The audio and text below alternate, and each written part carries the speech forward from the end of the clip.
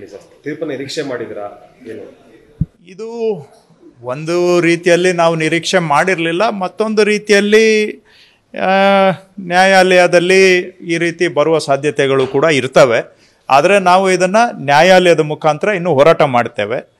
ನ್ಯಾಯಾಲಯದಲ್ಲಿ single bench ಅಷ್ಟೇ ಅಲ್ಲ, ಇನ್ನೂ ಡಿವಿಷನ್ ಬೆಂಚ್ ಇದೆ, ಸುಪ್ರೀಂ ಕೋರ್ಟ್ ಇದೆ. ಇದನ್ನು ನಾವು ಸುಪ್ರೀಂ ಕೋರ್ಟ್ವರೆಗೂ ಫೈಟ್ ಮಾಡ್ತೇವೆ. ನಮಗೆ ಜಯ ಸಿಗುತ್ತೆ. ಇದು ರಾಜ್ಯಪಾಲರು ರಾಜಕೀಯವಾಗಿ ತೆಗೆದುಕೊಂಡಿರ್ತಕ್ಕಂಥ ತೀರ್ಮಾನ, ಅದು ಅವರ ಇಲ್ಲಿಗಲ್ ತೀರ್ಮಾನ ಅನ್ನೋ ನಮ್ಮ ಹೇಳಿಕೆಯಲ್ಲಿ ಯಾವುದೇ ಬದಲಾವಣೆ ಇಲ್ಲ. ಇದು ರಾಜಕೀಯ ಪ್ರೇರಿತ ಹೆಜ್ಜೆ ಅನ್ನೋದರಲ್ಲಿ 100ಕ್ಕೆ 100 ನಮ್ಮದು ಇವತ್ತೂ ಸಹ ಅದೇ ಸ್ಟ್ಯಾಂಡಲ್ಲಿ ನಾವಿದ್ದೇವೆ. ಮುಂದಿನ ಕಾನೂನು ಹೋರಾಟವನ್ನು ಮಾಡ್ತೇವೆ. ಅಂತಿಮವಾಗಿ ಕಾನೂನು ಹೋರಾಟದಲ್ಲಿ ನಮಗೆ ಜಯ ಆಗುತ್ತೆ. ರಾಜ್ಯಪಾಲರ ಇಲ್ಲಿಗಲ್ ಆರ್ಡರನ್ನು ಕ್ವಾಶ್ ಆಗುತ್ತೆ ಅನ್ನುವಂಥ ಸಂಪೂರ್ಣ ನಂಬಿಕೆ ನಮಗೆ ಇದೆ. ಇವತ್ತು ರಾಜ್ಯಪಾಲರು ಕಚೇರಿ ಆಗಲಿ, ಬೇರೆ ಸಾಂವಿಧಾನಿಕ ಸಂಸ್ಥೆಗಳ ಮೇಲೆ BJPಯವರು ನಾನಾ ರೀತಿಯ ಒತ್ತಡಗಳನ್ನು ತರ್ತಾ ಇದ್ದಾರೆ. ಇದೊಂದು ರಾಜಕೀಯ ಸಂಘರ್ಷನೂ ಹೌದು.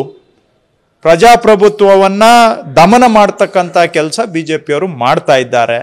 ಜನಗಳಿಂದ ಚುನಾಯಿತವಾದಂಥ ಸರ್ಕಾರಗಳನ್ನು ಕಿತ್ತಾಕೋದು, ಅವರು ED, CBI ಇಂಥ ಸಂಸ್ಥೆಗಳನ್ನ ಉಪಯೋಗಿಸ್ಕೊಂಡು ಸರ್ಕಾರಗಳನ್ನು ಬುಡಮೇಲು ಮಾಡೋದು, ವಿರೋಧ ಪಕ್ಷದ ಸರ್ಕಾರಗಳ ಮುಖ್ಯಮಂತ್ರಿಗಳನ್ನು ಮಂತ್ರಿಗಳನ್ನು ಜೈಲ್ಗೆ ಹಾಕೋದು, ಇದೆಲ್ಲ ದೇಶದಲ್ಲಿ ನಮ್ಮ ಕಣ್ಣು ಮುಂದೆ ನಡೀತಾ ಇದೆ.